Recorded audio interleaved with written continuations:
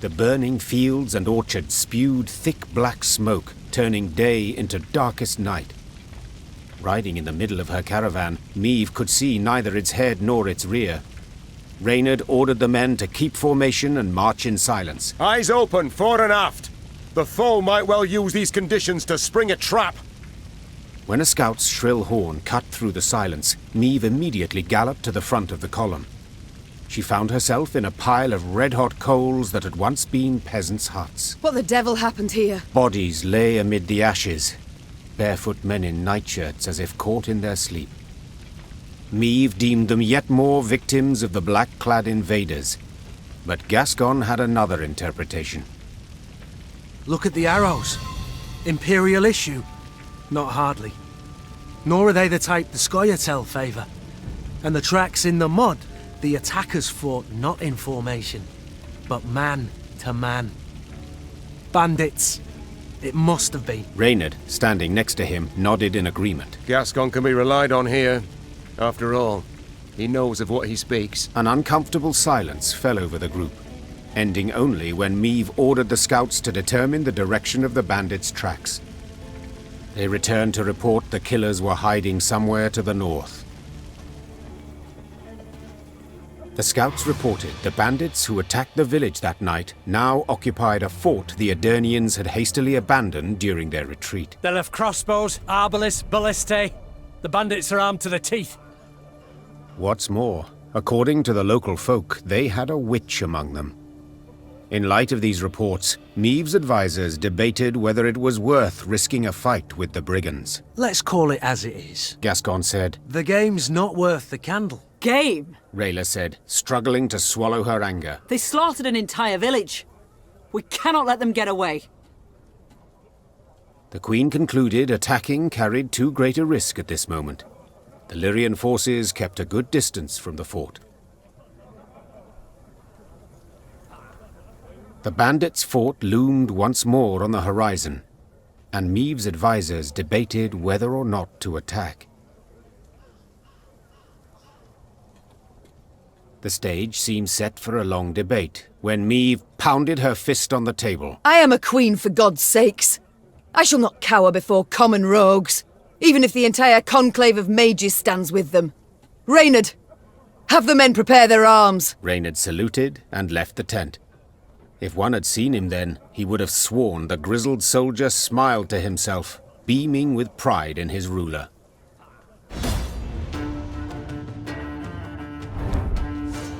Nilfgaard! Surrender while you can! Your Grace, I saw flashes of light inside the fort. We must find a gap in the fortifications. The fort is ours, Your Grace. They battled long and hard to take the fort. Meve could have sworn she saw bandits stalking its ramparts. Bandits who moments before had taken a bolt to the head. By all rights, a mortal wound. What the devil is going on here? She swore as she took cover behind her shield. The secret was unraveled only after the battle's conclusion. Meve's soldiers dragged before her a grey-haired woman in coloured robes. The aura radiating from her left no doubt. They had fought a sorceress. It was her healing spells that enabled the bandits to hold off their attack for so long. What is your name, sorceress? Isbel of Tretogor. I take it you did not keep company with bandits willingly. Not at all.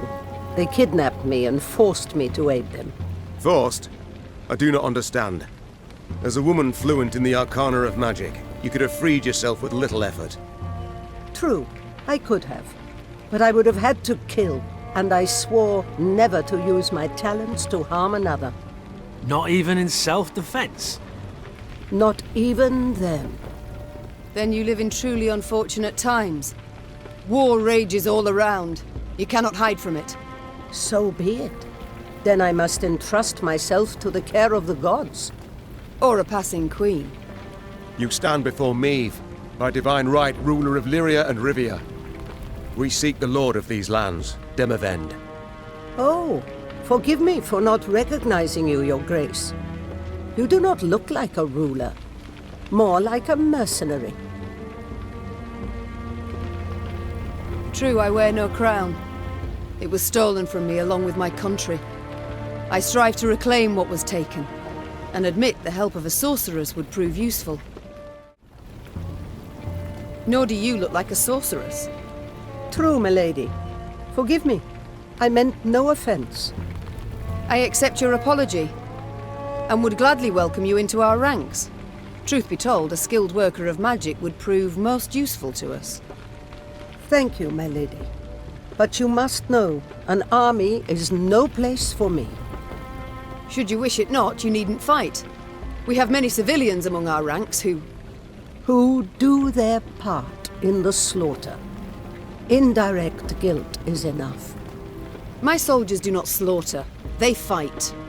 Lofty words, but the result is the same. Piles of corpses. Well, a bandit I am not. I shall not force you. Reynard, prepare the men to march on. Of course, but if I may, perhaps Xavier might have a look at the war machines we captured. He may find some parts of use. Niamh followed Reynard's suggestion. Xavier went to work. Yes, Your Grace. Gods. What happened to him? He was in Rosberg when the Stronghold fell. Nearly burned alive. How are you healing him?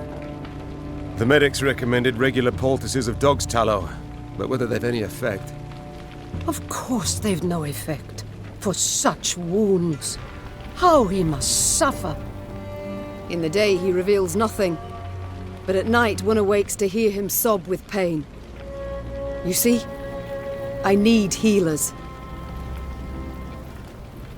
I shall go with you.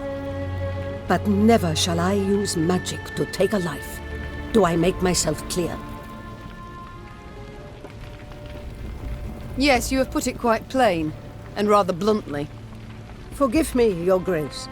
It has been long since I played the host. I forget the custom. Your spells mean more to me than your manners. Welcome to our ranks, Isbel. Isbel sat in one of their wagons and shut her tired eyes. Her long grey hair seemed to flutter ever so slightly, though there was neither wind nor breeze.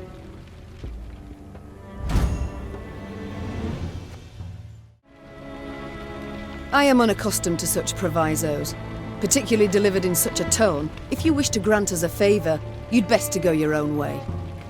I understand. In that case, farewell, Your Grace. May the men who die by your hand not return to haunt your dreams. The sorceress' words sounded like a warning and a confession. Niamh tried later to find out more about Isbel of Tretogor, but no sorceress she ever met had heard of the woman.